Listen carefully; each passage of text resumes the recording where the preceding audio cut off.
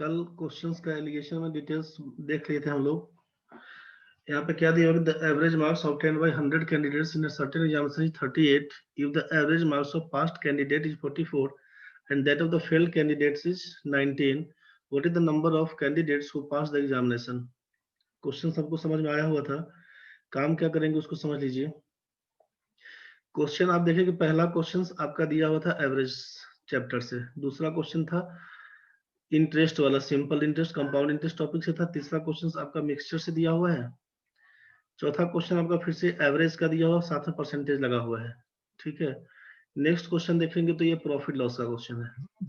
फिर से बात करेंगे तो ये प्रॉफिट लॉस का क्वेश्चन है। इधर आप देखिएगा तो जिंक कॉपर वाला है मिक्सचर से रेशियो ही बोलिए इसको। ये आपका टाइम स्पीड डिस्टेंस ट्रेन वाला क्वेश्चन था। ये आपका फिर से रेशियो वाला क्वेश्चन है। ये आपका मिक्सचर का क्वेश्चन है। खत्म है कहानी। मिक्सचर वाला क्वेश्चन भी है, क्रय मूल्य लाभ हो, प्रॉफिट लॉस का क्वेश्चन जाएगा इसमें। ठीक है, तो टॉपिक आपका भले डिफरेंट है, उससे मतलब नहीं है, क्वेश्चन बनाएंगे कैसे उस चीज को समझना है। इसके पहले जिस टॉपिक का क्वेश्चन था उसी हिसाब से बना दिए थे। अब टॉपिक चाहे कोई भी हो, किसी भी चैप्टर्स का क्वेश्चन होगा, लगाएंगे एलिगेशन रूल। एलिगेशन रूल में कहेगा क्या उसको समझ लीजिए कि दो डिफरेंट टाइप का आइटम रहेगा। टू डिफरेंट ऑब्जेक्ट सोचिए, टू डिफरेंट ऑब्जेक्ट्स के बारे में सोचिएगा। ठीक है, दो डिफरेंट आइटम रहेगा और तीसरा आइटम दोनों से मिलकर बना रहेगा। थर्ड जो ऑब्जेक्ट रहेगा वो दोनों से मिलकर बना रहेगा। तो लगा देंगे एलिगेशन, टॉपिक चाहे कोई भी रहेगा, काम हो जाएगा उसमें। एलिगेशन एक मेथड के हिसाब से सोचिएगा। एलिगेशन एक मेथड है क्वेश्चन को सॉल्व करने का, रूल है, बस ये बात सोचिएगा, तरीका है क्वेश्चन को एक सॉल्व करने का। जैसे किसी क्वेश्चन को 100 मान के बनाते हैं, किसी क्वेश्चन को x मान के बनाते हैं, तो 100 मान के बनाते हैं तो बोलते हैं कि हम लोग इसको यूनिटरी मेथड से सॉल्व कर रहे हैं। x मान के बनाते हैं तो बोलते हैं अलजेब्रिक मेथड से सॉल्व कर रहे हैं। उसी हिसाब से जब एलिगेशन मेथड के हिसाब से बनाएंगे तो एलिगेशन मेथड के हिसाब से कैसे बनाएंगे, एलिगेशन रूल लगेगा कब, तो सोचिए कि जब दो डिफरेंट ऑब्जेक्ट होगा, दो डिफरेंट आइटम्स के बारे में कहा जाएगा और तीसरा आइटम उस दोनों से मिलकर बना रहेगा तो एलिगेशन लगाएंगे। टॉपिक चाहे कोई भी होगा, काम हो जाएगा। और ये क्वेश्चन बनाते बनाते दिमाग में सेट हो जाएगा कहाँ पर कैसे लगेगा। अब सोचिए इस टॉपिक में कैसे लगा रहे हैं, उस चीज को समझिए। यहाँ पर आपसे दिया हुआ था क्वेश्चन, समझिए पहला क्वेश्चन में समझिए कि दिया हुआ था टोटल स्टूडेंट अपने पास 100, टोटल स्टूडेंट दिया हुआ था 100, इसका बोल दिया कि एवरेज मार्क्स है, इसका एवरेज मार्क्स दिया हुआ 38। ध्यान से समझिएगा, टोटल स्टूडेंट 100 है, इसका एवरेज मार्क्स बोल दिया 38। अब इसी में ना बोला है कि जो पास किया हुआ बच्चा है उसका एवरेज, जो पास किया हुआ बच्चा है उसका एवरेज मार्क्स दिया हुआ 44, एंड जो बच्चा फेल किया हुआ है, उसका बोल दिया है एवरेज मार्क्स 19। यही क्वेश्चन था आपके पास। तो पूछा कि पास किया हुआ बच्चा कितना है, नंबर ऑफ पास्ड स्टूडेंट्स कितना, नंबर ऑफ फेल्ड स्टूडेंट कितना, यही ना पूछा क्वेश्चन में। अब जरा सोचिए आपको क्या बोले कि एलिगेशन रूल कब लगाएंगे, जब ये टोटल 100 बच्चा में से ही ना कुछ पास करेगा कुछ फेल करेगा। कहानी तो यही था इसका, टोटल 100 बच्चा में से ही कुछ पास करेगा कुछ फेल करेगा। तो ये टोटल जो पास करेगा उसका अलग एवरेज दिया हुआ, जो फेल करेगा उसका अलग एवरेज, और दोनों मिलाकर जो पास फेल किया हुआ है उसका अलग एवरेज। तो आपसे कहा कि दो डिफरेंट आइटम, पहला आइटम दिया रहे दूसरा आइटम दिया रहे, और तीसरा आइटम क्या बोला कि दोनों से मिलकर बनेगा। सॉरी, पहला का एवरेज दिया हुआ दूसरा का एवरेज दिया हुआ, और दोनों मिलाकर जो पास फेल है उसका अलग से भी एवरेज दिया हुआ है। तो जैसे ही ये तीन आइटम में क्या, दो अलग अलग आइटम दिया रहेगा, तीसरा आइटम दोनों से मिलकर बना रहेगा तो एलिगेशन लगाएंगे। अब वो एलिगेशन रूल क्या कहता है उसको समझ लीजिए। एलिगेशन रूल में क्या करिएगा, जैसे अब यहाँ पे ऑब्जेक्ट क्या था अपना, तो पास और फेल के बारे में, यहाँ पर लिख दीजिए पास, यहाँ पर लिख दीजिए फेल, पास और फेल। तो जो पास किया है उसका एवरेज कितना, तो बोलिएगा जो पास किया है उसका एवरेज 44, जो फेल किया है उसका एवरेज कितना, तो बोलिएगा 19। दो अलग अलग ऑब्जेक्ट के बारे में अलग अलग आप लिख लिए। इसके बाद क्या करना है, तो इसके बाद ये करना है कि जो दोनों से मिलकर बना हुआ है, दोनों से मिलकर क्या बना हुआ, तो 100 बच्चा है जिसका एवरेज मार्क्स 38 दिया हुआ। तो इस एवरेज मार्क्स जो 38 दोनों से मिलकर बना हुआ, उसको हम लोग बीच में लिख लेते हैं, उसको हम लोग बीच में लिखते हैं। यहाँ पर दिया है एवरेज 38, इस चीज को बोल देते हैं, बीच वाले आइटम को बोल देते हैं मीन वैल्यू। बीच वाले आइटम को बोलते हैं मीन वैल्यू, मध्यमान, इसको बोलते हैं मध्यमान, मीन वैल्यू। ये मीन वैल्यू क्या रहेगा, तो एक से बड़ा रहेगा, दूसरा से छोटा रहेगा। मीन वैल्यू एक से बड़ा होगा, दूसरा से छोटा। जरूरी नहीं है कि एग्जैक्ट दोनों के बीच का एवरेज है, ऐसा नहीं सोचिएगा। मध्यमान मतलब ये 44 और 19 के बीच का कोई वैल्यू होगा। यहाँ पर 38 को क्या देख रहे हैं कि ये 19 से बड़ा है लेकिन 44 से छोटा है, तो यही बीच का वैल्यू रहेगा, इसी को बोलते हैं मीन वैल्यू। तो आपको बस यही हिसाब से सेट कर लेना है कि दो अलग अलग ऑब्जेक्ट दिया हुआ है, दो अलग अलग ऑब्जेक्ट पास और फेल के बारे में अलग अलग दिया हुआ, और तीसरा जो दोनों से मिलकर बना हुआ है उसको बीच में लिख लीजिएगा। अब ये लिखने के बाद अब क्या करना है उसको समझिए। अब इस दोनों के बीच के अंतर को यहाँ लिखिएगा, इस दोनों के बीच के अंतर को यहाँ लिखिएगा, बस इसी हिसाब से काम करना है। तो अब जरा 44 में से 38 घटाइएगा तो क्या आएगा, 44 में से 38 घटाइएगा तो यहाँ पर बनेगा 6, और 38 में से 19 घटाइएगा तो यहाँ पे आएगा 19। दिक्कत अगर बनेगा तो केवल ये सोचिएगा कि हमको डिफरेंस फाइंड कर लेना है स्ट्रेट लाइन में, इस दोनों के बीच का अंतर और इस दोनों के बीच का अंतर। आप बोलिएगा कभी अंतर निकालने में सर प्लस हो जाएगा, कभी माइनस हो जाएगा, तो प्लस माइनस अंतर में नहीं होता है, अंतर में हमेशा दोनों के बीच का जो अंतर है बस वही बोलिएगा डिफरेंस में न्यूमेरिकल वैल्यू। डिफरेंस निकालते समय केवल न्यूमेरिकल वैल्यू लिखिएगा, साइन पॉजिटिव निगेटिव नहीं सोचिएगा। निगेटिव आएगा फिर भी बोलिएगा पॉजिटिव ही। संख्यात्मक मान केवल लिखाता है, लेस मोर का कहानी जब रहेगी कितना ज्यादा है कितना कम है तो संख्या बोलते हैं, डिफरेंस निकालते समय केवल संख्यात्मक मान बोलते हैं। ठीक है, जब आपसे घटा के पूछेंगे कि आप 19 माइनस बताइए 38 क्या होगा, तब आप बोलिएगा कि 19 में से 38 घटाएंगे तो -19 बन के आएगा। लेकिन पूछेंगे कि 19 और 38 के बीच क्या अंतर है, तब बोलिएगा 19 का अंतर है, -19 नहीं बोलिएगा बस। तो यहाँ पे 44 और 38 के बीच 6 का अंतर, और यहाँ पर 19 और 38 के बीच 19 का अंतर, बस खत्म कहानी। यही चीज बोलना है आपको। अब क्या करिएगा, तो अब ये 19 और 6 जो बन के आया वो रेशियो को शो करेगा, किसके बीच, तो पास और फेल हुए बच्चों के बीच अनुपात है। पास के नीचे पास, फेल के नीचे फेल, बस यही चीज। पास के नीचे पास, फेल के नीचे फेल, बोलिएगा कि ये रेशियो को शो करेगा। क्या रेशियो को शो किया, तो पास और फेल के बीच कितने का रेशियो, बोलिएगा 19 और 6 के बीच। तो पास किया हुआ बच्चा 19 रेशियो है, फेल किया हुआ बच्चा 6 रेशियो। टोटल स्टूडेंट कितना, तो बोलिएगा 100 बच्चा है कुल मिला के। तो रेशियो के हिसाब से 19 में 6 जोड़ दीजिएगा तो बोलिएगा 25। आप बोलिएगा 25 रेशियो का मान 100, तो 1 रेशियो का मान 4।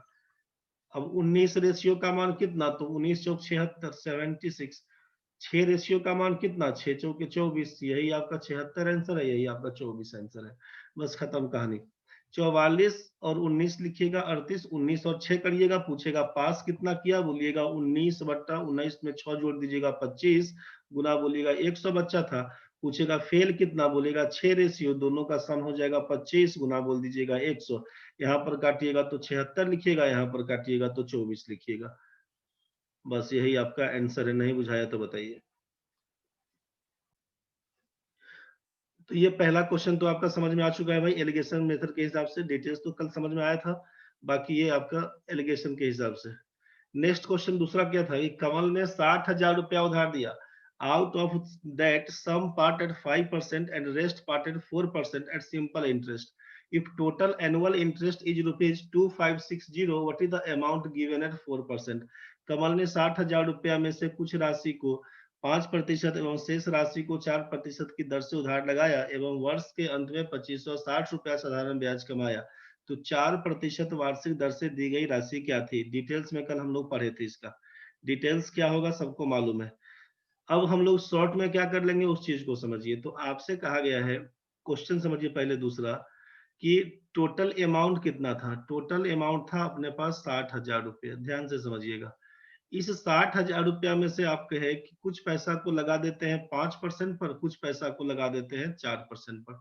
मतलब 60,000 रुपया को दो जगह बांट देना है, बराबर बराबर तो नहीं बोला, इक्वली डिस्ट्रीब्यूशन होता तो बोलते 30,000 रुपया लगा दिए। तो आपसे कहा कि कुछ पैसा को लगा दिए हम लोग 5% के हिसाब से, बाकी पैसा लगा दिए हैं 4% के हिसाब से। एक साल के बाद, एक साल के बाद टोटल इंटरेस्ट सोचिए क्या बोला है, एक साल के बाद लिख देते हैं यहाँ पे, after 1 year total simple interest, after 1 year total simple interest बन के आया है 2560, 2560, 2560।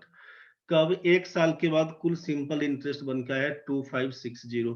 तो हम अगर आपसे यहाँ पर ये पूछें कि ये 5% पर कितना पैसा लगाया, 4 पर कितना लगाया, हमको नहीं मालूम, डिटेल्स तो हमको जानकारी था ही क्या करना होगा। अगर डिटेल्स में क्या बोले कि भाई रेट दिया हुआ है, टाइम दिया ही हुआ है एक साल का, अब बच गया प्रिंसिपल, तो यहाँ पर लिखेंगे अगर एक्स, तो यहाँ पर क्या लिखना होगा कि टाइम तो यहाँ भी है एक साल का ही, और यहाँ पर हो जाएगा 60,000 में से एक्स घटा देंगे तो यहाँ के लिए प्रिंसिपल हो जाएगा 60,000 माइनस एक्स। अब इसका पी आर टी बाई 100 निकाल दीजिएगा, इसका पी आर टी बाई 100, दोनों को जोड़ देंगे 2560 के बराबर, जो डिटेल्स कल बताए थे। तो अब इसी को हटाने के लिए बोल रहे हैं कि अब ऐसे नहीं बना के सोचिए, अगर हम 5% के हिसाब से पैसा नहीं लगाएंगे और 4% को बोल रहे हैं, अगर इस पर पैसा नहीं लगाए, इस पर पैसा नहीं लगाए, सोच के देखिए, हम ये दो जगह लगाए अलग अलग पैसा, और दोनों से जितना इंटरेस्ट आया दोनों को जोड़ लिए, तो टोटल इंटरेस्ट अपना है कितना 2560। तो अगर हम आपसे ये बोले कि हम लोग अगर ये 5% पर नहीं लगाते और 4% पर नहीं लगाते पैसा, पूरा 60,000 रुपया किसी को दे दिए उधार, कितना दिन के लिए? एक साल के लिए। एक साल के बाद हमको इंटरेस्ट बना के दिया है 2560 रुपया, तो हम पूछेंगे रेट परसेंट क्या था भाई, रेट परसेंट क्या था? तो आप रेट तो निकाल ही सकते हैं ना सिंपल इंटरेस्ट में, सिंपल इंटरेस्ट का रेट तो फाइंड कर ही सकते हैं, जानते हैं कि सिंपल इंटरेस्ट बराबर होता है principal into rate into time by 100, ये तो जानते हैं हम। रेट पूछेंगे तो क्या लिखिएगा, simple interest into 100 by principal into time, मेरे ख्याल से इसमें दिक्कत नहीं होना चाहिए किसी को। Rate percent S I into 100 by P into T. अब हम आपसे पूछें कि रेट परसेंट क्या है भाई, तो आप क्या लिखिएगा, सिंपल इंटरेस्ट, सिंपल इंटरेस्ट कितना बन के आया है 2560 इंटू 100, प्रिंसिपल कितना था 60,000 रुपया था, और टाइम कितना एक साल का था। बस इसी को कैलकुलेट कर देते हैं एक बार, इसी को कैलकुलेट करते हैं, 3 जीरो से तो इसका 3 जीरो कट जाएगा, रेड से ही काटते हैं, 3 जीरो से इसका ये 2 जीरो और 1 जीरो कट जाएगा। अब बचा 256/60, 4 से काटेंगे तो 15, 4 से काटेंगे तो 6 चौके 24, 4 चौका 16, 64/15 बन के आया है रेट परसेंट आपका, रेट परसेंट 64/15 बन के आया। अब जरा सोच के देखिए आप, रेट परसेंट आपका बन के आया है यहाँ पे 64/15। हम ऐसा बोल सकते हैं ना, अब ध्यान से सोचिएगा कि कुछ पैसा को लगा दिए 5% पर, बाकी पैसा लगा दिए 4% पर। अगर हम 5 और 4 पर नहीं लगाते, टोटल सिंपल इंटरेस्ट अगर हमारा 2560 बन के आया है, तो इसका मतलब पूरा पैसा में कितना ब्याज मिल रहा है, तो पूरा पैसा में 64/15% का ब्याज मिल रहा है। हम लोग यहीं पर ब्याज लगा देंगे 5%, 4%, ओवरऑल कितना ब्याज, तो बोलेगा 64/15% का ब्याज, यही कहलाएगा मीन वैल्यू। बोलेंगे इस दोनों के बीच का अंतर बताइए कितना होगा, तो 4 घटाओ 64/15 करिएगा, ठीक है, और यहाँ पे क्या करिएगा 5 घटाओ समथिंग। तो आपसे इसको क्या बोला गया था कि ये मीन वैल्यू है, एक से बड़ा होगा दूसरा से छोटा, तो इसका मतलब 4 और 5 के बीच का आइटम है ये, मीन वैल्यू है मतलब 4 और 5 के बीच का। तो 4 में से घटाएंगे तो क्या हो जाएगा -4/15। तो आपसे बोला था कि न्यूमेरिकल वैल्यू लिखिएगा, साइन पॉजिटिव नेगेटिव इग्नोर करिएगा, केवल साइन पॉजिटिव ही लिखना है बस। तो आपको तो ऐसे भी घटाने में जो 4 में से घटाए, तो कैसे घटाना है सोच लीजिए। जब आपको ये क्लियर हो गया कि 4% और 5% के बीच का है मीन वैल्यू होता है हमेशा, ये मीन वैल्यू दोनों के बीच का, तो बड़ी संख्या में से इसको घटा दीजिएगा, 5 में से घटाइएगा 64/15, तो ये बन के आएगा 75 घटाओ 64 बराबर 11/15, बुझ गए। तो यहाँ की दोनों के बीच का अंतर यहाँ पर लिखिएगा आप 11/15, और इस दोनों के बीच का अंतर क्या लिखाएगा यहाँ पर? तो बोलिएगा कि भाई घटाने का लिखना है, घटा के क्या लिखिएगा? तो यहाँ पर बोलिएगा कि 64/15 में से हम 4 घटाएंगे तो 15 चौका 60, ये बन जाएगा 4/15। यहाँ पर लिखाएगा 4/15, बस यही रेशियो है। 4/15 इज टू 11/15। तो दोनों जगह 15 नीचे है तो कैंसिल कर दीजिए, तो रेशियो क्या बन के आएगा? 4 और 11 का। बस अब सोचिएगा 4/11 का कैसे तोड़ के लिखेंगे? तो भाई तुम्हारा 5% और 4% के हिसाब से कितना कितना पैसा लगा? तो टोटल पैसा तुम्हारा लगा हुआ था 60,000 रुपया।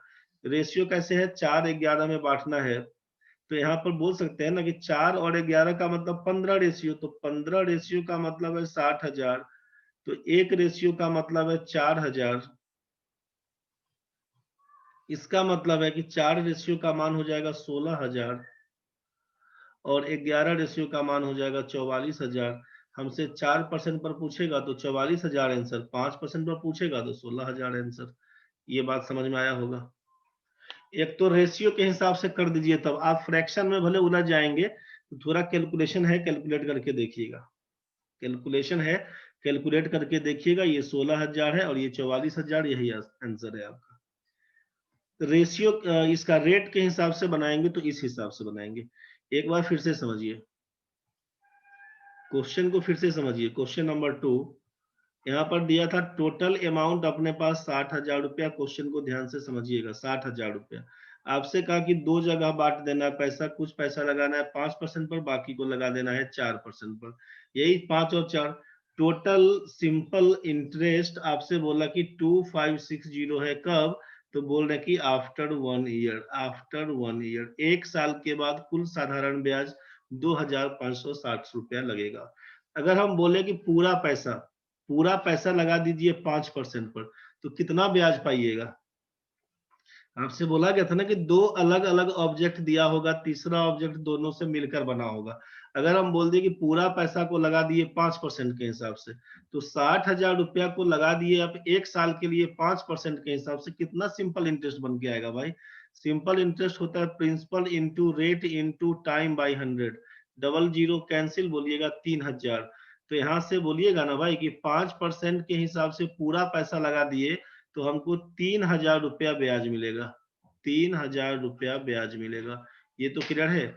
और अगर 5% पर नहीं लगा के हम पूरा पैसा लगा देते हैं 4% के हिसाब से, तो हमको कितना ब्याज मिलेगा? तो बोलिएगा 60,000 रुपया को पकड़िएगा 4% के हिसाब से 1 साल के लिए, नीचे डबल जीरो कैंसिल करिएगा, बोलिएगा 2,400 रुपया हमको ब्याज मिलेगा। यहाँ पर अब क्या बोलना है कि अगर पूरा पैसा जाएगा 4% के हिसाब से, तो ब्याज बन के आएगा 2,400 रुपया। यहाँ तक तो क्लियर है। 5% के हिसाब से 3,000 रुपया ब्याज, 4% के हिसाब से 2,400 रुपया ब्याज। आपसे क्या बोला कि जब 2 डिफरेंट ऑब्जेक्ट्स के बारे में दिया रहे और तीसरा ऑब्जेक्ट दोनों से मिलकर बना रहेगा तो एलिगेशन लगाएंगे। अब कुल मिलाकर आप बोल दिए कि 2,560 बन के आता है, 2,560 इसको लिख देंगे। तो जरा हमको इस दोनों के बीच का अंतर बताइए, इस दोनों के बीच का अंतर बताइए। 2560 में से 2,400 घटाइएगा तो 160 लिखिएगा, इज टू यहाँ से घटाइएगा तो क्या लिखिएगा? 3,000 में से 2,560 घटाइएगा तो 440 लिखिएगा। इसी को काटिएगा 40 से, 0 0 पहले कैंसिल, तो 4 से काटिएगा तो 4, इसको काटिएगा तो 11। यही 4:11 का रेशियो वहां भी आया हुआ था। तो ये ज्यादा आसानी से बुझाया होगा, इसमें आपको थोड़ा उलझ गया होंगे कि क्या सर रेशियो हो गया, फ्रैक्शन हो गया, नहीं बुझाया। तो रेट पर नहीं बना के आप इस पर बनाइए सिंपल। 4 और 11 मिला के बोलिएगा आप ना कि 15 रेशियो का मान, 15 रेशियो का मान है 60,000 रुपया, तो 1 रेशियो का मान निकल के आएगा 4,000 रुपया। अब तो यहाँ से बना ही दीजिएगा। 4 रेशियो का मतलब लिखिएगा 16,000 रुपया आंसर, और 11 रेशियो का मतलब लिखिएगा 44,000 रुपया आंसर। 4% पर पूछे तो 44,000, 5% पर पूछे 16,000। जिसका पूछे उसका आंसर लगाइएगा। नहीं बुझाया तो बोलिए, अब नहीं क्लियर हुआ तो बताइए। चलो बढ़ते हैं आगे। तो तीसरा क्वेश्चन था आपके पास, यहाँ पे समझिए कि 2 किस्म के तेल जिसका मूल्य क्रमशः 4 रुपया एवं 5 रुपया प्रति किलोग्राम था, उसे किस अनुपात में मिलाने से मिश्रण का मूल्य 4 रुपया 60 पैसा हो जाए प्रति किलोग्राम। यदि पहले किस्म की मात्रा 40 किलो हो तो दूसरे किस्म की मात्रा क्या होगी। आपसे कहा कि 2 टाइप्स ऑफ ऑयल्स, पहला है और दूसरा है। पहला है 4 रुपए किलो का, पहला है 4 रुपए किलो का, दूसरा है 5 रुपए किलो का। बोला है कि किस रेशियो में मिलाइएगा कि 4.60 रुपया पर केजी के हिसाब से बेचना है, तो क्या कहानी होना चाहिए। तो 4 रुपया के हिसाब से, 5 रुपया के हिसाब से, बीच का वैल्यू आप 4.60 पकड़ के बोल रहे हैं। तो 4.60 पकड़ के बोल रहे हैं तो हम लोग इसके बीच का अंतर देखेंगे। 4 रुपया और 4.60 के बीच बोलेगा 0.60 का अंतर। 5 रुपया और 4.60 के बीच बोलिए कितने का अंतर, तो यहाँ पर बोलना होगा 0.40 का अंतर। यहाँ पर बोलना होगा 0.40 का, तो यही रेशियो बन के आएगा। तो 0.40 0.60, तो पॉइंट के बाद दो दो अंक कोई मतलब नहीं, 2 से उड़ा दीजिएगा। यहाँ पर कितना से उड़ाइएगा, 3 से। रेशियो बन के आएगा 2:3 का। रेशियो बन के आएगा आपका 2:3।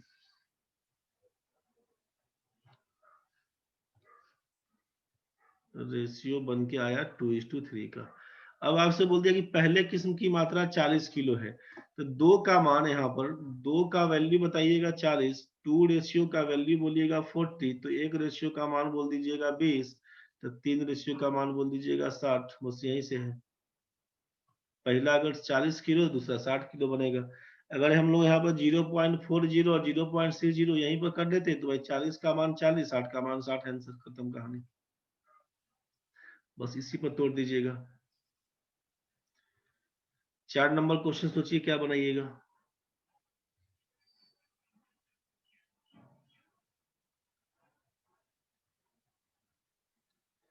क्या रे उमा बीच बीच में घुस जाता है। चौथा नंबर क्वेश्चन में क्या होगा बताओ। The mean age of a group of men and women is 25 years. ठीक है भाई, प्रणव भाई। The mean age of a group of men and women is 25 years.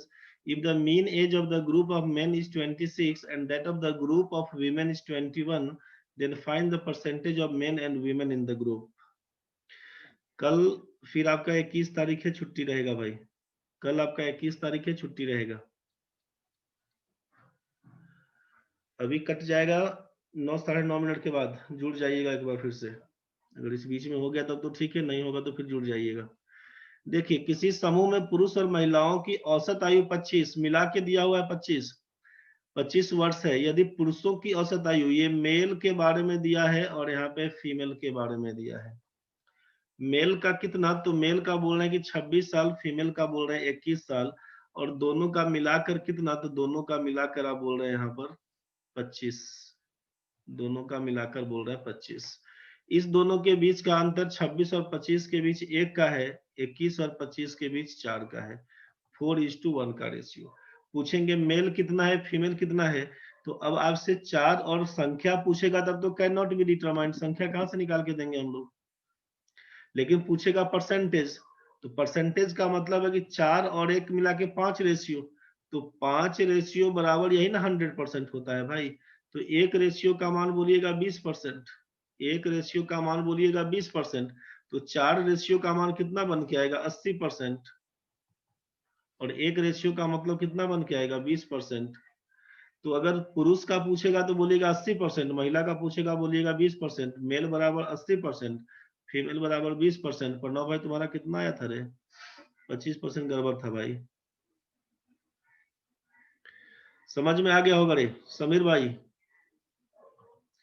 विकास बाबू, उमेश, उमा, समीर, प्रणव भाई, दिक्कत है तो बोलना रे।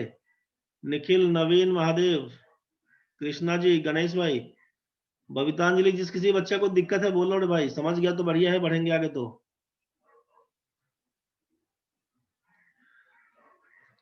क्वेश्चन में दिया हुआ है किसी ग्रुप में महिलाओं का एवरेज एज है 21 ईयर्स, जबकि पुरुष का एज है 26 एवरेज में, और बोले कि मेल और फीमेल मिलाकर दिया हुआ है, दोनों का समूचा बात करेंगे तो 25 होता है उसका एवरेज। तो पूछा कि पुरुष और महिलाओं का प्रतिशत, then find the percentage of men and women in the group. उस ग्रुप में कितना पुरुष है कितना महिला है ये पूछा है, उसका परसेंटेज। संख्या नहीं पूछा है, परसेंटेज पूछा है, कितना परसेंट मेल है कितना परसेंट फीमेल है। तो मान लीजिए ना कि जैसे आप मान लीजिएगा यहाँ पे कि कुल संख्या को, सीधा सीधा कहानी, कि टोटल टोटल मेल और फीमेल मिलाकर टोटल पर्सन्स अगर हम बात करते हैं, यहाँ पर अगर आप 100 पकड़ लीजिएगा अपने हिसाब से, तो मेल को बोलिएगा x, तो फीमेल को क्या बोलिएगा 100 माइनस x। आप बोलिएगा 100 नहीं पकड़ेंगे तो आप 5 पकड़िए, आप 10 पकड़िए, आप कुछ पकड़ लीजिए, समझ रहे हैं ना, बात बराबर है। अगर बोलेगा ए भी नहीं पकड़ेंगे तो फिर ए पकड़िए, बी पकड़िए, वहां से काम करिए। अगर वैसा कुछ रहेगा तो टोटल पर्सन को ए मानेंगे, इसको बी बोलेंगे मेल को, तो फीमेल कितना हो जाएगा ए माइनस बी। समझ रहे हैं। अब यहाँ से तोड़िएगा ना तो ए और बी का जो रेशियो बन के आएगा वही 4 और 1 बन के आएगा, और उसी को तोड़ना होगा फिर। बस ये कहानी था।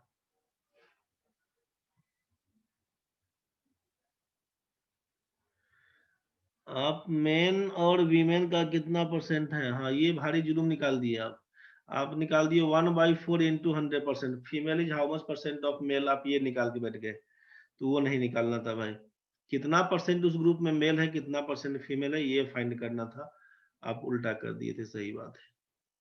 देखिए इसमें क्या दिया हुआ था, एक व्यापारी के पास 50 किलो चावल है, उसमें से 8% पर बेच दिया, 18% पर बेच दिया, पूरे सौदे में उसको 14% का लाभ हुआ, तो 8% पर कितना बेचा और 18% पर कितना बेचा। टोटल टोटल वेट है 50 kg, ठीक है। यहाँ पर बोल दिया 8% का प्रॉफिट, यहाँ पर बोल दिया 18% का प्रॉफिट, यहाँ पर बोल दिया आपको 14% का प्रॉफिट। देखिए तीनों में प्रॉफिट प्रॉफिट है तो आपको दिक्कत नहीं बनेगा। 8-14 के बीच 6 का अंतर, 18-14 के बीच 4 का अंतर, 4-6 का मतलब 2:3। बस यहीं से बोल दीजिएगा कि 5 रेशियो का मान 50 kg, 1 रेशियो का मान 10 kg। यहीं से बोल दीजिएगा कि 2 रेशियो का मान यहाँ पर लिखिएगा 20 kg, 3 रेशियो का मान बोलिएगा 30 kg, 3 रेशियो का मान बोलिएगा 30 kg, यही आपका आंसर है। ठीक है, इस पर बनाइएगा तो ऐसे बनाइएगा, बाकी आप बनाइएगा कैसे उसको समझिए, आप बनाइएगा कैसे उसको समझिए कि ये परसेंटेज में कभी प्रॉफिट और लॉस में रहेगा तो आप कंफ्यूज कर सकते हैं। 8% प्रॉफिट को आप सीधा सोचिए कि 100 में 8 रुपया ज्यादा 108 लिख के रखिए। 18% प्रॉफिट आप 118 लिख लीजिए, और बीच वाला वैल्यू बोला है 14% प्रॉफिट 114 लिख लीजिए। आप ऐसे ही बनाइएगा, हड़बड़ी में करिएगा फंस जाइएगा। 108 और 114 के बीच 6 का अंतर है, 118 114 के बीच 4 का अंतर है, अंतर वही 4-6 क्या आएगा, समझ गए, 4 और 6 का ही रेशियो बन के आएगा, 2:3 ही रहेगा। आंसर वही आपका 20 किलो 30 किलो जाएगा। सब जगह प्रॉफिट है कोई दिक्कत नहीं, सब जगह लॉस होगा कोई दिक्कत नहीं, कभी प्रॉफिट कभी लॉस होगा तो आप उलझ जाइएगा। ये सेट हो गया होगा, बढ़ते हैं आगे। क्वेश्चन नंबर 6 देखिए, एक व्यापारी के पास 50 kg आलू है, कुछ को 14% के लाभ पर, शेष को 6% के लॉस पर। यहाँ पर देखिए लाभ हानि हो गया, पूरे सौदे में उसे 4% की हानि हुई, कितना कितना बेचा गया, क्या करिएगा। छठा नंबर क्वेश्चन में पकड़िए, यहाँ पर बोल दिया कि टोटल वेट कितना था, बोल दिए 50 kg। आपसे बोला गया कि 14% का प्रॉफिट पर बेचा है, कुछ को बेचा है 6% के लॉस पर, पूरा सौदा में मिला के हो गया उसको 4% का लॉस। यही ना क्वेश्चन था वो, 14 का 6 का पूरा में हो गया 4% का लॉस, 4% का, ठीक है। अब अगर हम आपसे पूछें कि यहाँ पे बताइए 14 और 4 के बीच कितने का अंतर, तो जनरली मन में होगा कि 10 का अंतर। 14 और 4 के बीच कितने का अंतर, तो बोलिएगा 10 का अंतर। और 6 और 4 के बीच कितने का अंतर, तो होगा 2 का अंतर। रेशियो कितना बन के आएगा, तो 1:5 का मन करेगा ऐसा लिखने का, लेकिन ये गलती हो जाएगा, ऐसे नहीं करिएगा। प्रॉफिट और लॉस का अंतर दिया हुआ है तो ये काम नहीं करिएगा, कैसे बनाइएगा उस चीज को समझ लीजिए। आपसे कहा कि उसको लिख लीजिए, 14% प्रॉफिट का मतलब 114 रुपया में बेचेगा, 6% का लॉस, इसको 94 में बेचना हुआ, 4% का लॉस मतलब इसको 96 में बेचना हुआ। 114 और 96 के बीच अंतर कितने का, तो 18 का। 6% का मतलब 94 और 4% का मतलब 96, दोनों चूंकि लॉस लॉस है इसीलिए बोलिएगा 2 का। अब यहाँ पे 2:18 का मतलब 1:9 का रेशियो, अब बनाइएगा इसको। एक 9 का मतलब लिखिएगा 10, तो 10 रेशियो का मान अगर 50, तो एक रेशियो का मान क्या लिखिएगा 5। इसका मतलब है एक रेशियो है तो बोलिएगा 5 केजी, 9 रेशियो है तो बोलिएगा 45 केजी। यहाँ पर आंसर है 45, यहाँ का आंसर है 5। 14% पर 5 किलो, 6% लॉस पर 45 किलो। बस यही आपका आंसर जाएगा। बोलेगा ये नहीं लिखेंगे तब क्या करेंगे?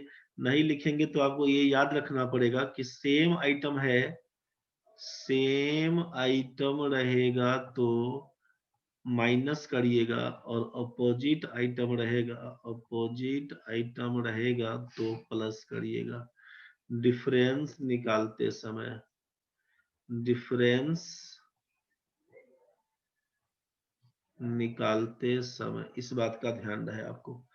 डिफरेंस निकालते समय इस बात का ध्यान रहे कि सेम आइटम रहेगा, जैसे लॉस लॉस तो माइनस कर दीजिए, 6 और 4 के बीच 2 का अंतर, यहाँ पर प्रॉफिट है, यहाँ पर लॉस है, अलग अलग लिखे प्रॉफिट और लॉस, अपोजिट आइटम है, एगो प्रॉफिट दूसरा लॉस, अपोजिट है तो जोड़ देंगे डिफरेंस, 14 में 4 जोड़ेंगे तो 18 सीधे बोल देंगे, बस खत्म। तो 14 प्रॉफिट और 4 लॉस, 14 4 18 लिख देंगे नीचे, 6 लॉस 4 लॉस 2 लॉस बनेगा, बस 2 18 का मतलब 1:9। बस यहीं पे काम कर दीजिएगा, 1:9। अभी जस्ट 20-30 सेकंड के बाद कट जाएगा, दोबारा जुड़िएगा, अभी 4 क्वेश्चन बाकी है। 1:9 का रेशियो मतलब 5 किलो और 45 किलो, यही आपका आंसर बन के आएगा। मेरे ख्याल से ये समझ में आ गया होगा सबको। किसी को दिक्कत है तो एक बार बोल दीजिए, तब बढ़े आगे।